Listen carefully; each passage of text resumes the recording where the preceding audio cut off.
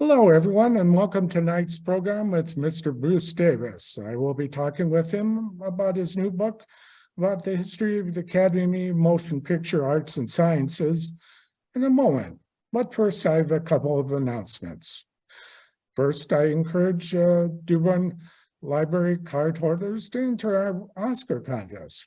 Go to dearbornlibrary.org to submit your choices for the top Oscar winners. The entrants with the most correct choices will win a basket filled with candy, popcorn, 2 passes to a movie at Imagine Theaters, and a DVD copy of The Fabelmans.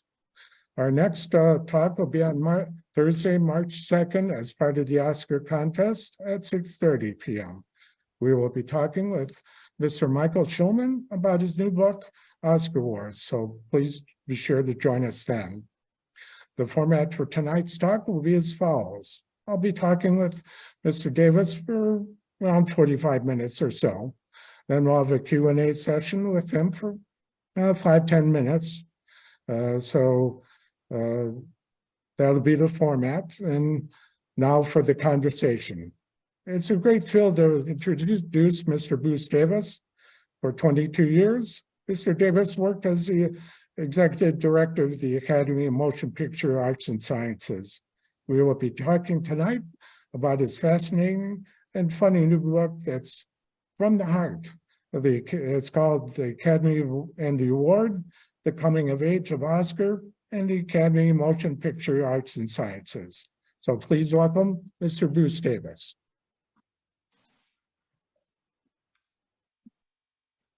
So I was doing some research and listened to several other podcasts that you've done with regards to this book.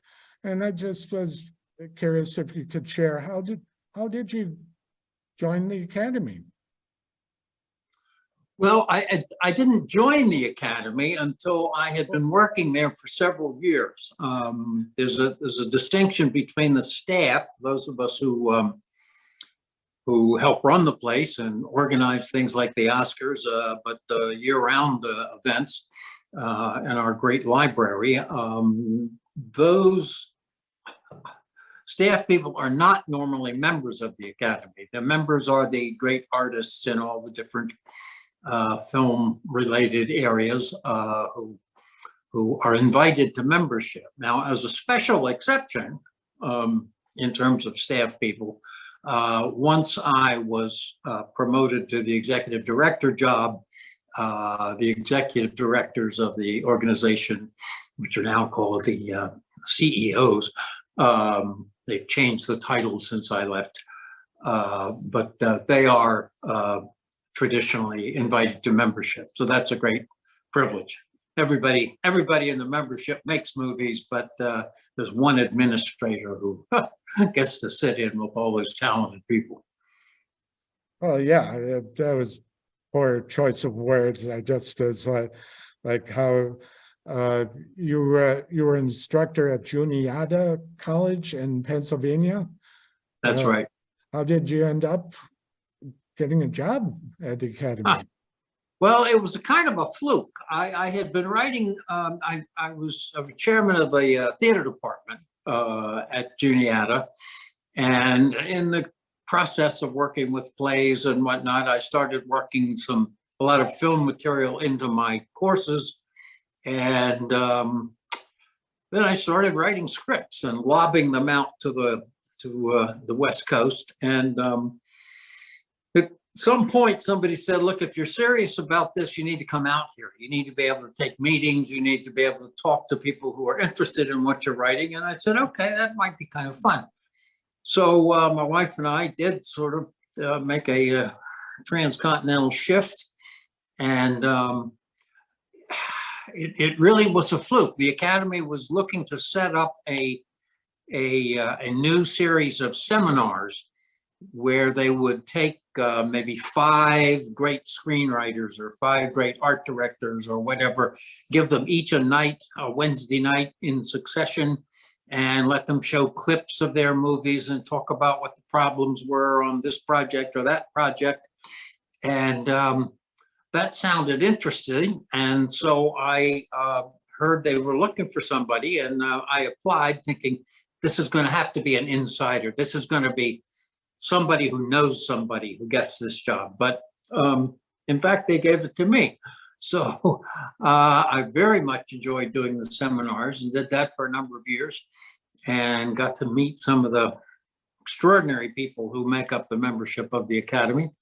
And then when the executive director at that point retired, they offered me the job. So I stayed at it for 20 years or so.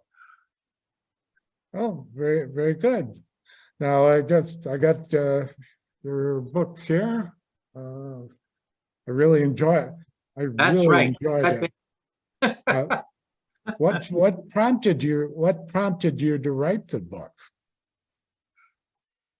That's a question I'm not sure I have a clear answer to. I thought I had an idea that the beginnings, the origins of the Academy were not well understood, even in Hollywood, even among members. I would talk to members sometimes, and they would confess that they had no idea how the organization got going or what its original purposes were.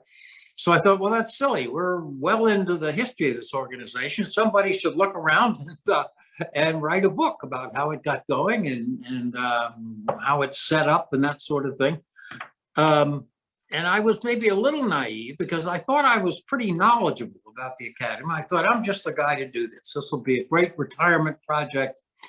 And it'll take me 6 months of research and maybe another year of writing. And then 11 years went by, and I was still working away on my book. We have one of the great specialized libraries of the world at the Academy, the Margaret Herrick Library, and it is capable of just flattening you with the amount of information on any film-related subject. And the staff took it upon themselves to bury me most days when I came over there to work. And I began finding out all kinds of things about the Academy that I had not ever been aware of. Maybe most foremost among those things I didn't know was how broke the Academy was through much of its history. It was a very hand-to-mouth kind of existence. The Academy was formed in 1927, and of course, immediately after that, the Great Depression set in, and there was no real source of income except dues. And even fairly successful actors were having trouble scraping up the dues in the very late 20s and early 30s. So there were lots of things to learn about, and gradually I did. So, as a librarian, I have to talk shop. I mean, I find libraries and the things in them very fascinating. I heard that you found the original ballot. The library has the original ballots of the first Academy Awards.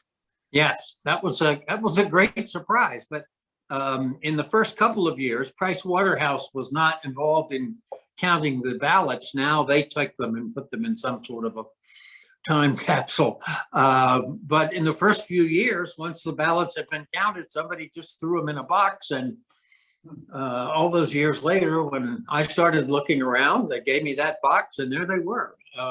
They were even signed in the first couple of years, so you knew who had voted for what. I didn't betray any of that in the book. Oh, no, I can attest. So Louis B. Mayer has always been, according to what you say, was kind of like the story. He came up with the idea of the Academy. True? I think it is true. That has been kind of accepted history of the Academy since the 1950s, and there's a lot of evidence that he was looking for something different. Though he was worried about the growth of the labor organizations, like guilds, it would be called in the arts.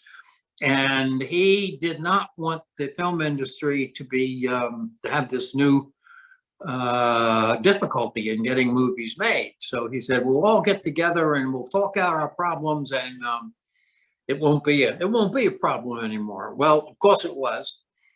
And the wrestling with the various guilds as they developed alongside the academy, not in the academy, but kind of alongside, is one of the themes of the book, because the guilds, the Writers Guild, the Screen Actors Guild, the Directors Guild, when that came along, they began to kind of view the academy with a suspicious eye. They thought, now come on, these guys, this is an organization that's run by the producers, and they are not looking to help out the artists in the industry. So it took a while before they got that smoothed out, and a kind of peace moved into the making of the motion pictures. Yeah, you talk about how yeah, there's a lot of arguments between the producers and the actors and the writers, because they all over who controls what, who pay fair contracts, and it essentially took Frank Capra to jump in and sort of make the peace, right? He did bring. I think he's very important in the history of the Academy, because I think at the time he became president, he had enormous respect. He'd had a series of very successful movies, successful in terms of box office and in terms of the art of the motion picture. And he did not like the idea that the financial people at the companies and the artists making the movies were at swords points so often. And at one point, he actually cured some of the bad feelings by managing to be elected the president of the Directors Guild and the president of the Academy at the same time. And that was a great surprise for Hollywood, because everybody had gotten used to thinking, well, the guilds, all of the guilds and the Academy are just natural enemies. And when Capra took over both organizations and kind of knocked their heads together and said, look, if you guys can't figure out a way to get along, we're just going to cancel the Academy Awards. And they didn't want to do that. So yes, he was the great peacemaker in that era of the 30s. Well, what surprised me about the Academy was a number of things. How it took steps to train sound professionals, sound recording professionals, cinematographers with a new how to photograph with the new light system, created film schools, and involved in labor complaints, like settling labor complaints, like with Boris Karloff. Mr. Karloff got a hard, was treated, this was before the Frankenstein movie, so he was not a big star. He was a kind of a character actor at that time. But yeah, there were in the files of this kind of committee at the Academy that used to try to settle disputes between actors and directors, or whoever was fighting on the set. And he took a couple of complaints, and they pulled a couple of dirty tricks on him. He was making a movie at one point, and it was supposed to wrap up on the 3rd of July, and they couldn't quite get it finished. And they said, you're going to have to come in for 2 more days of shooting. And one of those days, of course, was the 4th of July. And when he got his check for that week, he noticed that he hadn't gotten paid for the 4th. They paid him for the 5th, but not the 4th. And they said, well, Mr. Karloff, 4th of July is a holiday in the US. And that didn't seem fair. And it wasn't, of course. There's no indication of whether the American actors who worked on the 4th of July got paid or not. I'm sure he wasn't the only person there while they were shooting. But anyway, he took his complaint to the settlement committee, and they said that's not fair. Give him his $90. Yeah, so that kind of thing was that was when the Academy was still trying to be an organization that could settle on-set issues. Once the guilds got fully established, they took over that function more than the Academy. Yeah, it was with the Great Depression, and then the people's pay, of course, was affected by that, and it caused a lot of turmoil and disagreements among the professionals, the artists. Yep.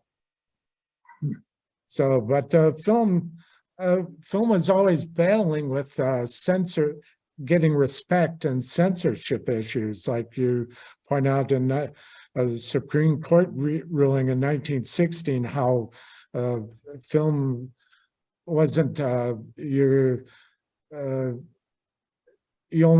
wasn't on the same level as reading or as other. Yeah, the newspaper could get the First Amendment rights, but the movie theater was ruled out. No, you can't have free speech in the movies. We're going to look at everything you say and everything you write, and we're going to edit if you're not not leading the nation into right behavior. So yeah, that took a while to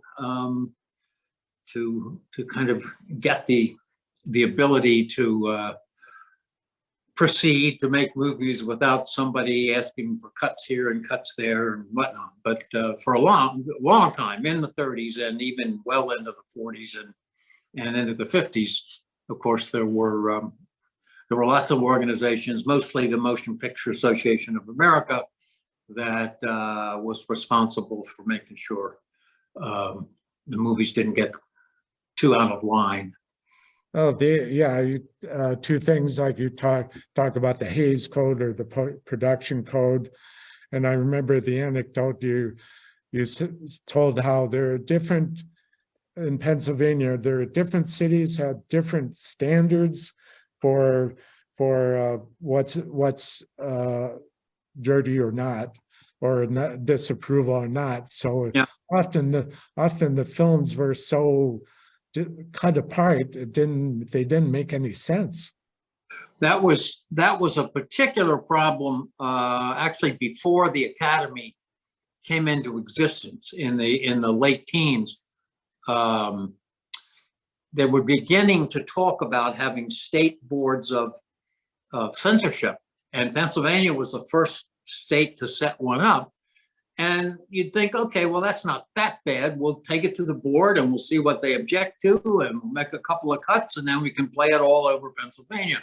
Well, it didn't work out that way. All the different towns in Pennsylvania said, no, we've got our own little community board of censors here too.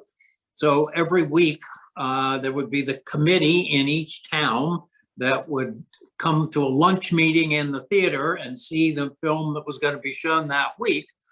And to justify their existence or their lunch or whatever, they always had to find something to object to. This wasn't just language. Nobody was dumb enough to put dirty words in a movie at that time. But it would be, too much drinking. They didn't like anything that made fun of clergymen. It had to be very. You couldn't present crime in any kind of a way that might be attractive. Ooh, he's kind of an interesting bank robber. He's kind of cool. No, you couldn't do that. But bank robber had to look like a bad guy and act like a bad guy. So all those kinds of of changes in different towns might be different. So you'd never get your movie released. You'd send it to this town and they'd make some cuts, and maybe the projectionist would put the stuff that had been cut out back in the movie before he sent it to the next town, or maybe he wouldn't get around to doing that. And yeah, as that projectionist that I quoted mentions, that some of the scenes could get pretty incoherent by the time they've been through the censorship boards of 4 or 5 towns. So how was the actual idea of the Academy Awards came about? I know that you, in the beginning of the book, you quote you talk about the dinner at the Biltmore. How did the awards themselves come about? The idea. Well, the big dinner, that big one in very early 1928, I think January 2nd, that was really just to talk about organizing the Academy. I think there was somebody that spoke during the evening that said we could have awards for movies. We could tell the world what we who make the movies think are the best things we've done during the year.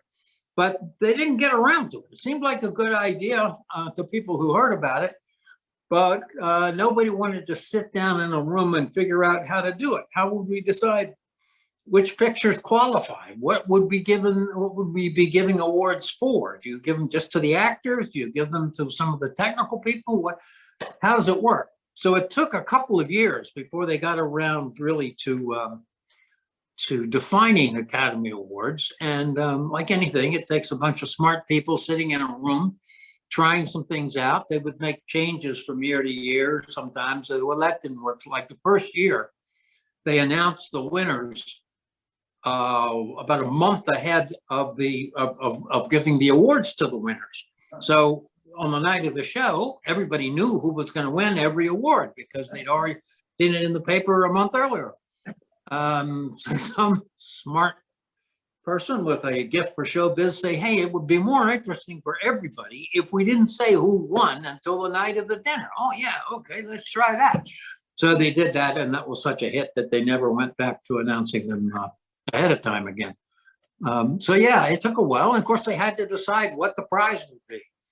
So the idea of actually designing the award, is it going to be a loving cup? Is it going to be some kind of a fancy plaque? What's it going to be?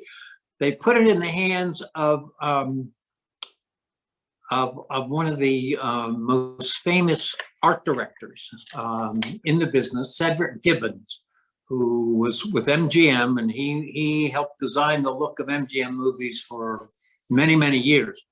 But he was sort of at the beginning of his career at this point. And he said, we're going to make it. He didn't decree this. It had to be approved by the governors. But he said, we're going to make it like a god. We're going to make it into a man, a knight, a crusading knight who is crusading for excellence in the arts and any other good things you can think of. And so they got this very young man. There were not a lot of art schools in Los Angeles in the late 20s. But they found this one young man who had a talent for sculpture, talked to him. Cedric Gibbons told him what he wanted in the look of this award. And sure enough, between them, they arrived at a nude, they call him a knight. He doesn't have any armor, so it's hard to tell that he's a knight. He has a big sword, and I guess that's something that knights have. But anyway, so they worked with a foundry that could produce this naked gentleman when the time came to give the first ones out, and it was a big hit. And they were open to suggestions for changes, but actually they didn't make any changes in it until the Second World War, when they had to make them out of plaster for a couple of years because they couldn't get metals. Yeah, Art Deco, like you point out how Art Deco was popular at that time, how influential it was throughout the whole country, and that kind of affected the design of the award. Very much. Well, yeah, actually Cedric Gibbons was a huge enthusiast for Art Deco. And if you look at a lot of the movies MGM made in the late 20s and early 30s, they have this streamlined look, all the furniture, the houses, everything. Yeah, that did kind of teach the country what a streamlined look was. You look at a car from the late teens, when there were some cars around, and then cars, as you go through the 20s, they began looking smoother and smoother, less boxy. And the same thing was happening to trains and most strikingly to boats, ships, gained from being rounded and smoothed off and streamlined. And so, yeah, that was a huge influence on the look of all kinds of things in America, starting from the late 20s on. And Cedric Gibbons had a lot to do with that. Now, there are several stories, quote, stories as to how Oscar got his name. And several people attributed, have their name attributed to them, but is there, what's true, I guess, or who is right? Well, my book tells you the answer to that question. Oh, it does. I got tired every year at Oscar time. You'd see articles in the papers and in magazines and whatnot about how did it get to be called Oscar, and they would all end up saying, "We're not really sure. The Academy's not sure how that name came about." And we did have, as you say, these three different stories. And the best known one was probably that Betty Davis had named it. No relation to me, but a different Davis. And when she won her first Oscar, she was married to a guy whose middle name was Oscar. And she said she took the award and she looked at it. She never looked carefully, and she turned it around and she thought the hindquarters of our statuette reminded her of her husband. And so she said, from then on, people called it the Oscar. Well, that's a nice racy story, but we can find a number of instances of the word Oscar showing up in newspaper accounts before the night when she won her first Oscar. So, and she did later in her career, she kind of grumpily said, okay, I was just making a joke. Margaret Herrick can have the credit. Well, Margaret Herrick was the long time, speaking of librarian, she started the Academy Library from almost nothing and turned it into one of the great specialized libraries in the world. And she has that credit, but I couldn't find any evidence that she had really started calling it Oscar before anybody else. So we had to kind of take her out of the running. And then there was a columnist who said that one night, the first night he ever went to the Oscars, he was a New York-based entertainment writer, and he had to get his copy back to New York for the morning paper. So he's writing real fast, and he came to the word statuette, and he didn't know how to spell it, and he was getting nervous, and finally he said, I'm just going to make fun of this. I'm just going to give it a silly name. I'm going to call it Oscar. So he did, and from then on, he always claimed that he was the one who had come up with the name. But in fact, again, we can find instances that it was in use around the film industry 2, maybe even 3 years before that column that he wrote that night. So all of our 3 candidates kind of drop out because there's a chronological problem. So I thought, okay, we're never going to get this settled. And then I had run across another candidate just within the staff of the Academy And one of our researchers at the library had done an oral history with this. He was a grown man by the time the oral history was done, but when he had been a teenager, he used to do odd jobs at the Academy. And he said the person who started calling them Oscars was Eleanor Lillyburn. She worked there as a secretary, but at Oscar time, it was her job to round up the statuettes. She had to go to the foundry and make sure they had enough, and to make sure that they were just in perfect shape, that they'd all been gold coated perfectly. And she got tired of calling them thingamajigs and whatever, and she said, I'm going to call these Oscars. And everybody thought that was a little daring and very amusing. And eventually that word got out into the community, and everybody started calling them Oscars, except the Academy. The name was in existence as early as 1933 or 34, but the Academy, it doesn't show up in an Academy publication until 39, because they thought it was it was a little too jokey. It was beneath the dignity of what the award had become. And then later they said, you know what, people like calling it Oscar. We're just going to call it Oscar ourselves. So that was the gradual adoption of the nickname for the Academy Award. Margaret Herrick, you talk a lot about Margaret Herrick in the book, and she's certainly worth a mention of how much of an impact she had on the Academy itself. You're right. You're right. And since I'm married to a librarian, I always try to give librarians their due. And I think, yeah. So, yeah, she was quite a character. She kind of just, she married a staff member, not the top executive, but the secondary executive in the 30s. And she saw all of these magazines and trade papers and things like this would kind of accumulate around the headquarters building. And she said, somebody should be saving these, putting them in order, binding them. That's what libraries do. And we need all the books we can find that are about motion pictures. So she started writing to other libraries that already had holdings in film, and asking them, what do you think the most important books are that the Academy's library ought to have?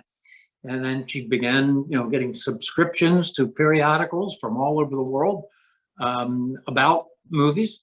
And I mean, she's not getting a salary. She's just doing this because she thinks it ought to be done, at least for the first few years of her founding of the library. She wasn't getting a great budget for acquisitions either. So she would kind of have to coax people into giving her books and periodicals and whatnot. And it is, as I say, now it has become just an extraordinary resource. And it's not just books and magazines. Now, filmmakers who have had great careers in directing or screenwriting or whatever will very often give their career papers to the library. And we have some of the most brilliant researchers and archivists taking care of this material when it comes into the Academy, getting it organized so that this year's people who are writing books about the Academy can go in there and talk to them and get all the help that they need. And there's still a lot of obscure things in those stacks that I got into. And there are going to be a lot of other great books that come out in the coming years because of the library that Margaret Herrick founded. Oh, that would be my dream place to work, because of A, love of film, and B, librarian. I'm a researcher. I enjoy it. Good. So Radio and TV coverage really changed the Oscar ceremony. Like studios were kind of hesitant to let it go on because they're kind of like, oh, you're seeing this movie stars, and we're not charging for it. That's for right. That's true. It's unbelievable how backward they were in many senses. In terms of putting that show, because the show got very popular, but it wasn't a TV show in like in the 40s, or even a radio show until the end of that period. And so there was no income. There was no income except for dues. And it's not a large organization, so you can't charge even a big movie star could pay a heavy dues, but most of the people in the industry are not wealthy and weren't then. But yeah, so there were these big internal fights within the Academy, and the producers would say, we spend a lot of money grooming these actors and actresses, making the public aware of who's hot and who's in this movie and who's that movie.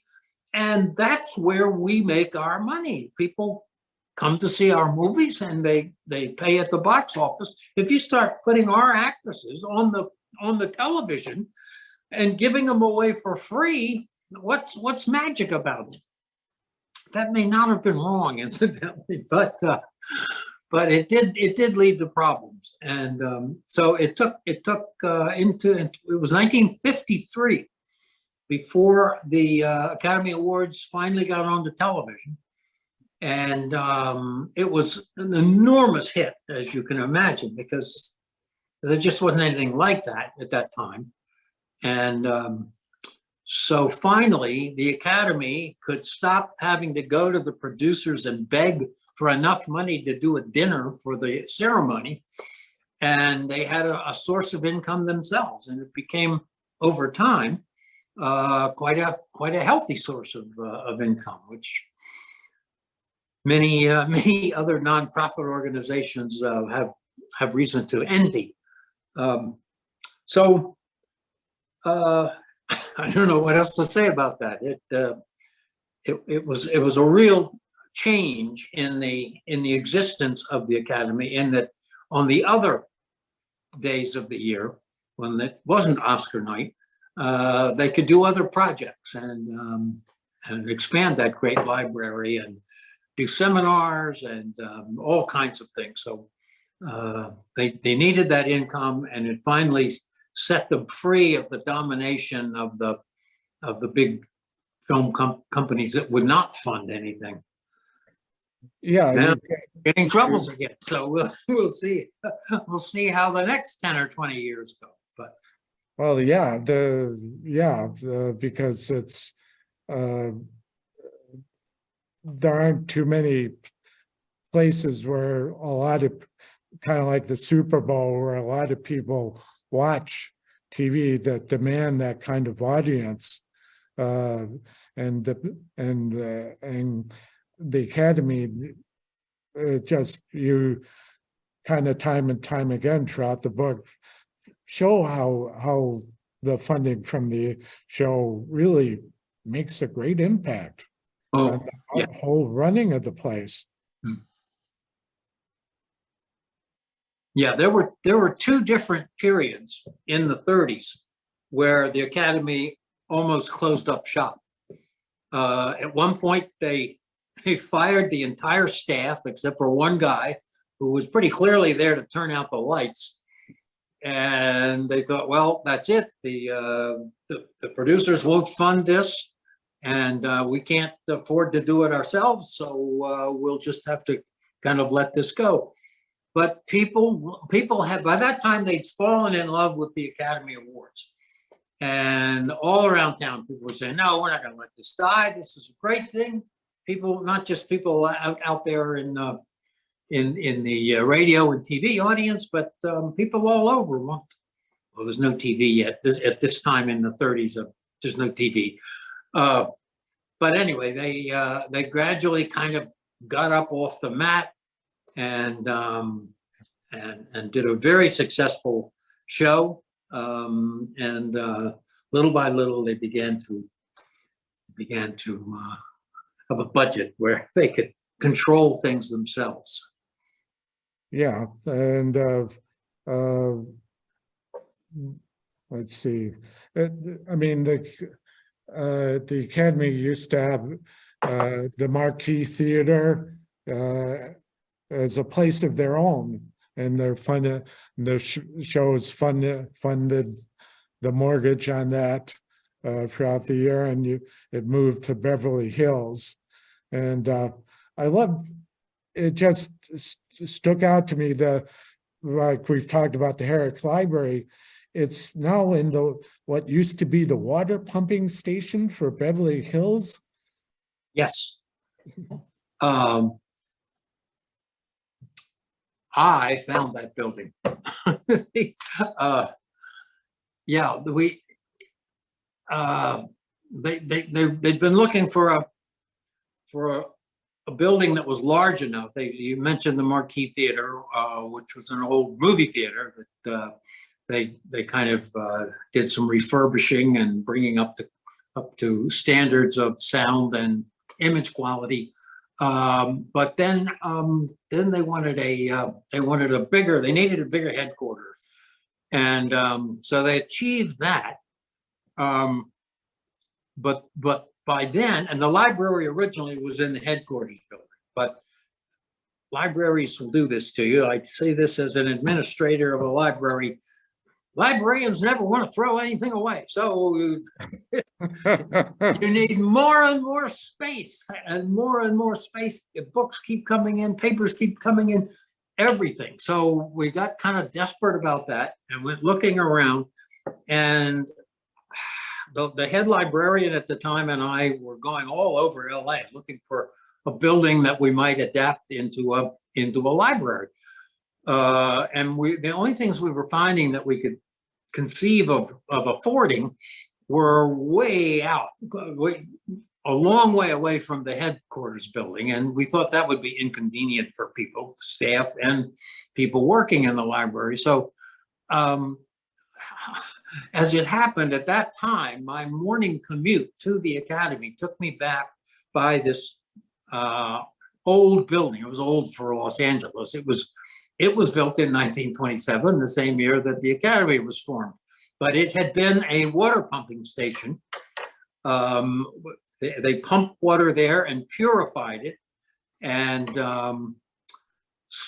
gave it to the growing Los Angeles population.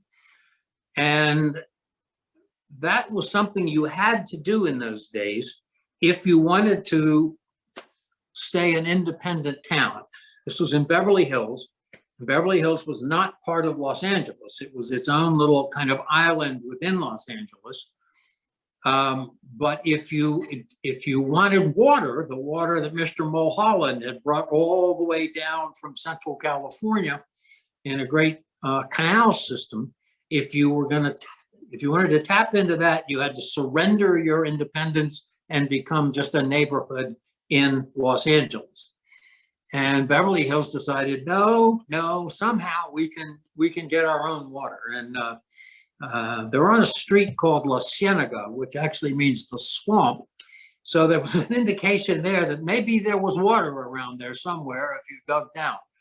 And they did that, and they built this brand new building. This is not the Academy doing it. This is the city of Beverly Hills maintaining its own independence. Some people have called it that building is Independence Hall for Beverly Hills. And it's true. They got plenty of water. It wasn't very good water. They had to spend a lot of money purifying it and taking a rotten egg smell out of it, which is not something you associate with Beverly Hills. But they finally got it all settled down and purified, and it worked very well. And they built it in the shape of a church. It looked like a kind of an Italian Renaissance church for some reason. It has big, enormous rose window in the front and towers and modest little flying buttresses and whatnot. So it was a very interesting building, but Beverly Hills had abandoned it. They eventually reached a point where they wanted to tie in to the greater Los Angeles water system, so they didn't need their own pumping station anymore. So it sat empty for many years and was just looking very derelict. And I would drive by that and think, that might make an interesting library. So we talked the city fathers into letting us rent it. And we talked the academy governors into taking it over and turning it into a library. And it made a beautiful library. It is really terrific. It's a great, if your listeners and viewers ever get to Los Angeles, you should go by and see the Academy Library because it is spectacular. That will be kind of first on the list if I make it to LA. All right, Believe all right. me. A Get in couple more touch with me. I'll give you my personal tour. All right. Wonderful, wonderful. Just two more questions. Now the idea of an Academy Museum has been under consideration for many years, including, it sounds like, during your time as executive director. True. Yeah. Do you have any thoughts or comments or things you want to say about the museum? What's there? I think it is certainly worth at least one visit. It is once again, we've done this on several occasions, is to take an existing Los Angeles building and adapt it to Academy needs. So this museum is actually used to be one of the great Art Deco department stores in Los Angeles. And department stores in Los Angeles, as in so many other places, have fallen on kind of hard times. So this one had been sitting empty for quite a while. And we thought, all right, I bet we could make that into a spectacular museum and theater. The Academy thought it wanted to have a very flashy theater where the studios could do premieres of new films and that sort of thing. Not doing the Academy Awards there, but lots of other public programming and whatnot. So sure enough, we were able to work out a deal with the County Museum of Art, which is there, and it took a lot of planning and a lot of money. But yeah, just this year, really, maybe a little more than a year ago, we have finally opened it up to great reviews, and it's making money, which I don't expect that to keep up. When we were planning, back when I was executive director, and we were beginning to plan this, we went to all kinds of museums all over the country, not necessarily movie museums, but all different subjects. And we realized there were something like 605 museums in the US, and only one of them made a profit.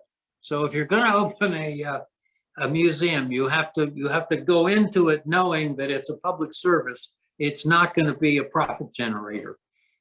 And but it's doing very well. I think it has been actually making money here in the opening when everybody's very excited about it.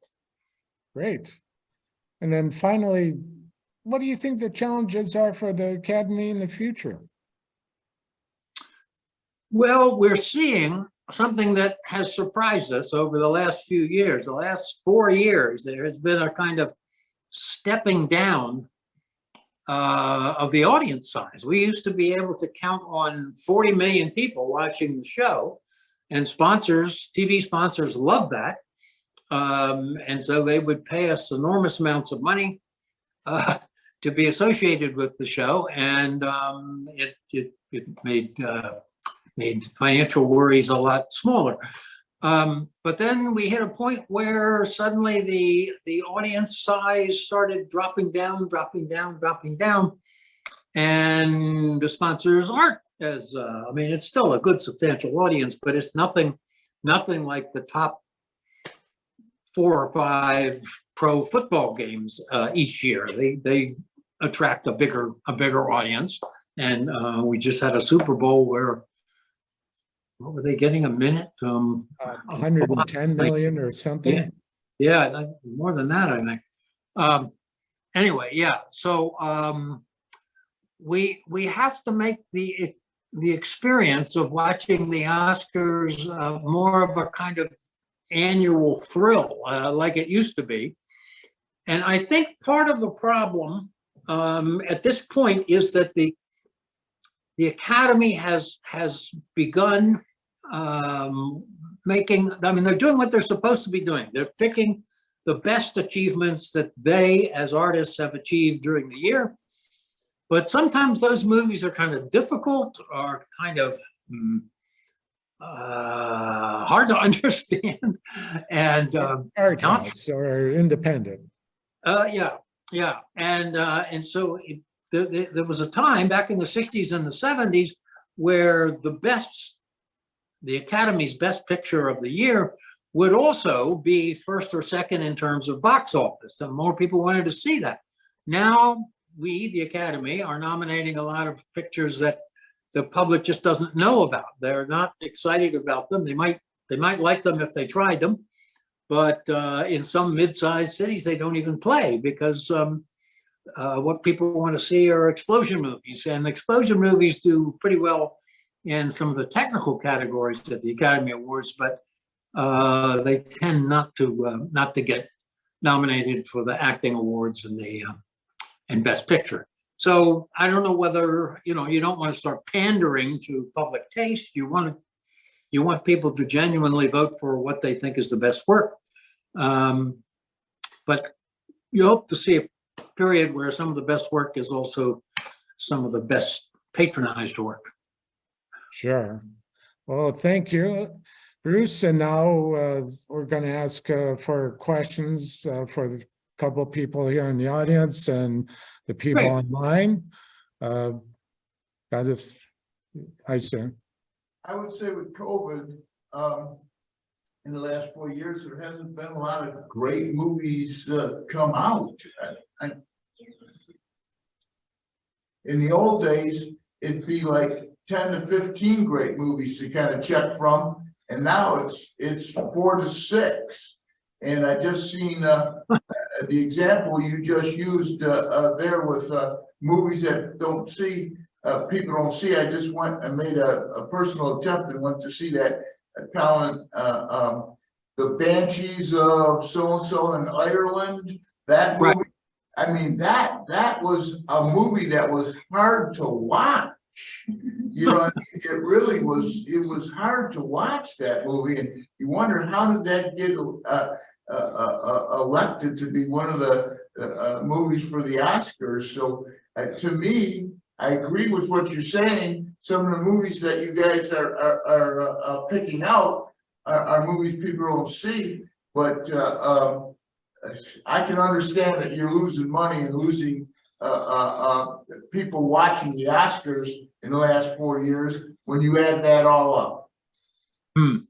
When you say you found Banshees hard to watch, there is some. Are you talking about the kind of gore? I mean, I don't want to give anything away, but there is a person in that movie who keeps cutting parts of his body off. Yeah. And I'm sure that's not to everybody's taste. Is that the kind of thing you're talking about, or did you mean hard to watch that it's kind of demoralizing? There's a lot of unhappy people in it. Right. And I understand what you're saying is you're electing movies like that hey, people don't get to see, and when they do get to see it, they like me just felt it was very hard to watch. How did that get elected? No. Obvious, because there's not a lot of good movies out there to pick from. Well, I'm not sure I have an answer for you. Banshees is that playwright, director / he does a lot of movies and plays, and they're pretty funny, but they're always grim. They're not. You don't come out whistling after this movie. So I mean, that's, you're putting your finger on something that is a problem. If some people think, wow, this is a great, enjoyable movie, and other people think, I just thought that was an uncomfortable 2 hours I just spent, that's a problem. Exactly. Hey, Yeah, one of the problems with movies now is you used to get the newspaper and you look at a preview of the movie and you, well, maybe I want to go see this movie. And then I read if it's in the paper, and then I read and then it looks streaming. Or on Apple something and so that's one of the reasons why nobody goes and sees them. And then it used to be in the movie, they used to be list the movie theaters or what's at the movie theater. And now you have to go online to figure out what's at that theater. And then at Christmas time, they had two movies, big movies. One was Babylon and one was Avatar. And I mean, they had other movies, but they used to have like maybe 5 or 6 movies at Christmas time, going up toward the Oscars. And now it was like Avatar and Babylon, and then that was just about it. So, do you think that streaming is kind of what's killing the movies and also the theaters too? Let's be clear that I no longer speak for the Academy, so we're into my opinions at this point. I think you're right. I think that, and then the movie, the movie moguls know this. It's a problem. What are you going to do? Everybody has a big, sharp television now, and why should you go out in the winter weather and watch a movie that's going to be available streaming right in your own house in 2 weeks? You're never sure which ones are going to stay in movies for a long time, and you need to go see them. And there's something about them, like the Top Gun movie. Everybody went to see that in theaters because the people who would see it would say, this is one you got to see on the big screen. You will be amazed at the stuff they're doing with effects. But all movies can't be big action movies. So, what are you going to do to lure people back in the kind of quantities that they used to attend movies for? It's something that has to be solved. And and that's with these comic book movies. 75% of the movie is special effects. Very little dialogue in the movie, and then it makes money, so they keep making the comic book movies. And then a movie, a good dramatic movie with good acting is hard to come by. Rare. Yeah, rare. Very rare. Yep, I know. Those explosion movies, that's what the younger audience likes, and they pay to go to the movies. So you can't blame the filmmakers from saying, all right, we're going to have some explosions in our movie. But at the same time, the more mature audience maybe wants something a little more complicated in terms of storyline or character development or that kind of thing. And how do you get those people back in? We scared the hell out of everybody with COVID, and now we've got to put things into the theaters that will attract the audience because they're offering a quality level that you can't get elsewhere. And I'm not denigrating television because this is a golden era for television. That's another problem. There is a lot of really well-made narrative filmmaking going on television. I got one quick one. okay. Who's going to be the next James Bond?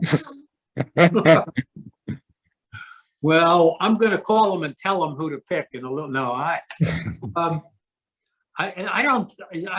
not sure anybody knows right now. You start seeing names suggested, but I don't know. That's kind of like presidential candidates. Some of them never get around to running. So I'm not sure. There was a rumor it might be a woman.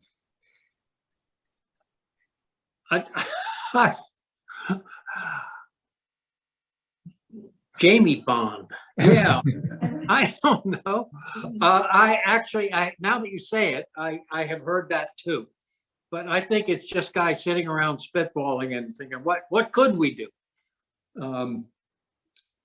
But I will predict this. The only thing I will predict is there will be another James Bond. There's too much money on the table for them to just turn their backs on that franchise. Okay. Anybody else? Okay.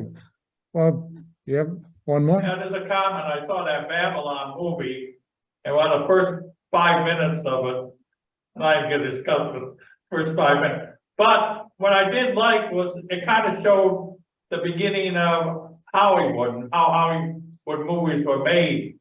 I mean, if you separate all the other stuff in there, it was kind of interesting. I'm a member of the Lower and Hardy organization, so I like how early movies were made. Yeah, they were all just. You know what? winging it. I had maybe the same reaction. I thought the first half hour or so of that movie was just terrific for exactly what you're saying. It kind of showed you how silent movies were made, and they've got two of them being made on the same set at the same time, and you kind of figure out gradually, oh, he's in that movie and he's in this one over here that's a little different. And it was kind of fun and funny and whatnot. I'm not sure they could keep it up at that level the whole time, but that my book deals with a little bit of that period in filmmaking. My book is not a history of the entire Academy. It takes it up to the coming of television and the effect that had on the organization. But like Babylon, it spends most of its time in the early days. So. Okay. All right. Well, Okay. Thank you very much. Thank you very much, Bruce. Well, thank you. This was fun. Yeah, I appreciate it. So take care and thank you for your time. Okay. Bye all. Did you see that?